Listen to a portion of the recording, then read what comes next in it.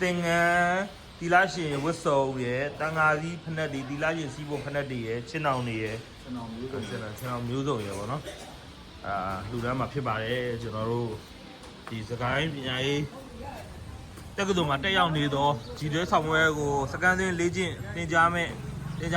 ဟိုပါပေါ့နော်သင်ကြားတဲ့ထဲမှာလာတက်ရောက်တဲ့ထဲမှာဦးစင်းတွေကိုရင်တွေတီလာရှင်တွေပါပါတယ်ကလေးတွေလည်းအများကြီးပါအဲ့အတွက်ကိုဆရာတော်ဘုရားလည်းချင်းအောင်နေဖက်နဲ့တွေနောက်တော့အခုသင်္ကန်းတွေတီလာရှင်ဝတ်စုံတွေလူတန်းဖို့အတွက်အခုကျွန်တော်ပြင်ဆင်ရဖြစ်ပါတယ်ခင်ဗျာအားသုံးစီးနဲ့လူတန်းမှာဖြစ်ပါတယ်တကယ်ကိုလိုအပ်နေပါတယ်မိုးတွေကလည်းတစ်ခွဲရွာနေတချို့တွေဆိုရင်လဲစရာတီလာရှင်ဝတ်စုံလေးမရှိကြဘူးပေါ့နော်အဲ့လိုကျွန်တော်ချင်းအောင်နေဆိုလဲဒါ